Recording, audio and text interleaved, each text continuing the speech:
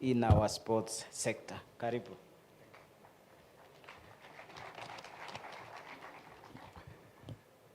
Prime Cabinet Secretary, CS, PS President, Wasingishu leadership led by the Kafena, Area MP, all protocols observed. Good afternoon. As a proud resident of Eldoret, I welcome you to our city, the home of champions. The High and Software Summit could not have come at a better time. The world once knew a world of predictable seasons, fixed playbooks, and clear finish lines no longer exists. All great races of our time in business, in government, technology, and sport are changing. The question today is not who can run the fastest, but who can adapt the fastest. Let me speak from the world I know best. That's the sport. Every part of it is feeling the heat. At the Tokyo Olympics in 2021, where I ran the marathon, was moved to Sapporo because Tokyo was too hot to host it. And I can tell you, it was truly hot. At the Paris Olympics in 2024, temperatures were even higher. For the first time in my career, I did not finish. It was a humbling reminder that even the strongest preparation can be tested by the power of a changing planet. Across the world, the story is the same.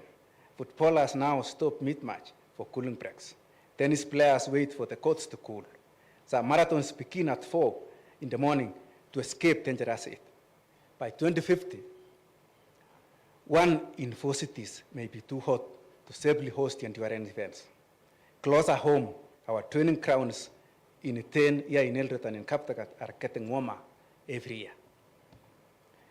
If there is one field where innovation and technology are urgently needed, it's sport. And even more so, sport in Africa and here in Kenya. Climate change is no longer a distant threat. It's a daily opponent. It affects how we train, how we recover, how we compete. If we do not adapt, we risk losing not just the medals, but the joy, fairness, and unity that sports brings to the world.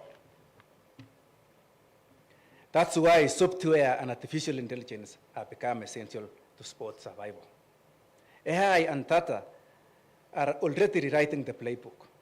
They monitor heart rate, temperature, hydration, and fatigue, and signal when recovery is needed. Smart sensors track weather and hair quality, helping organizers plan safer starting times and prevent heat stress. Data platforms manage energy to use in stadiums and transport, reducing emissions from major events. Performance analytics guide training while preventing injury, and predictive tools monitor health and nutrition to keep athletes performing safely. This is not the future. It's happening now. Teams that master data already win more, travel smarter, and recover faster. Technology will not replace discipline. It will refine it. It turns effort into insight, preparation into precision, and potential into performance. For Kenya and Africa, embrace this change is not optional. It's how we protect our legacy as sporting nations and how we stay competitive in a fast-changing world. Africa cannot stand on sidelines. We must lead this transformation. By 2030, 42% of world's youth will live on this continent. We are expected to create over 230 million digital jobs within the next decade. The global sports technology market, valued at $17 billion today, will be more than double by 2035. And Africa will be the youngest, hungriest market in it. Here in Kenya, the government has already recognized this opportunity. Through the Ministry of Youth Affairs, Sports and Digital Economy, bold steps are being taken to integrate innovation into every sector, from digital skills to green tech-enabled sports infrastructure. But for potential alone does not equal progress. We must turn talent into systems and systems into opportunity. If you connect Africa's athletic strength with the digital innovation, if you combine the mindset of runners with the skill set for coders, we can build one of the sustainable and inclusive industries in the world. This is not just about sport. It's about jobs, dignity, and the future of Africa innovation. Now let me speak to you directly, especially the young people in this room. This is your race to run, and how we prepare will shape the future of our country. First, please master one digital skill, just one. It could be coding, design, or data, but choose one thing and get really good at it. In running, we repeat the same stride until it becomes natural, and the same applies to learning.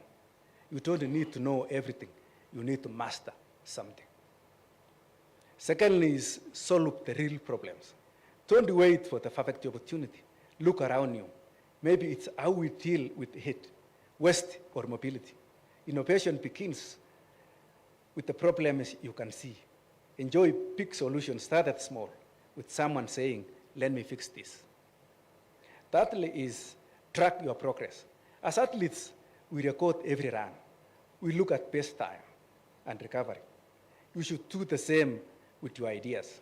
Note what works and what doesn't, because what you measure, you can improve. And remember, your ideas are valuable. Protect them and hone them. Fourthly, build your communities of learning. No one trains alone. Champions work in teams. They push and support each other. The same is true in tech and innovation. Find your squad, people who challenge you, share ideas, grow together. Teamwork turns effort into excellence. The fifth one is lead with integrity. Technology should serve people, not other way around. Build things that make life better, tools that empower, not exploit. In the age of AI, ethics is your biggest advantage, because success without integrity is just speed without direction. For policymakers and industry, that's to our leaders, educators, and investors. Preparation needs systems, and systems needs leadership. We must start by bringing digital and climate literacy into every school. The world has changed, and our classrooms must change with it. Our children should learn how to use technology, not just to consume, but to create.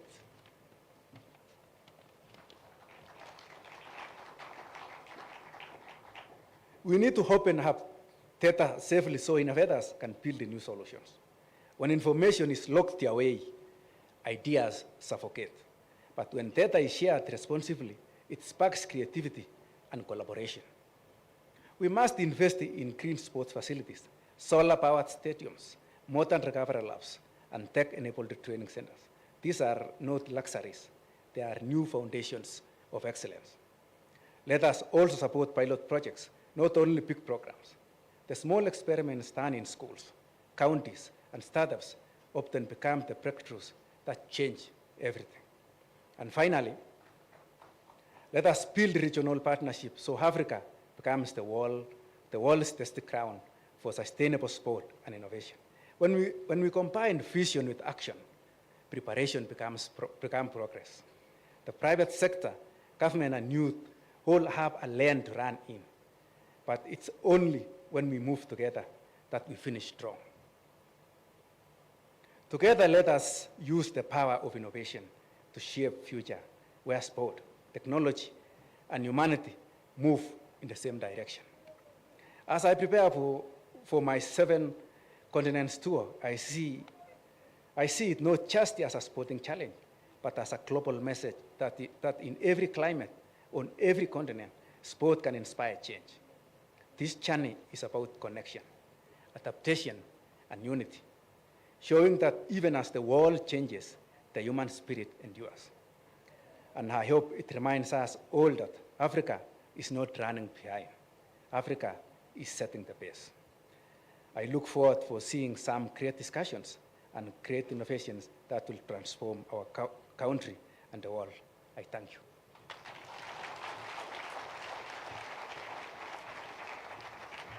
Thank you so much. If you had doubts why we chose Eldoret as the destination, what better advice can you get in the tech space?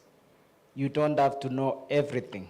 just choose one skill, master it, practice it until it comes out naturally. That's the words of Eliud Kipchoge. And to our startups, the young people forming business.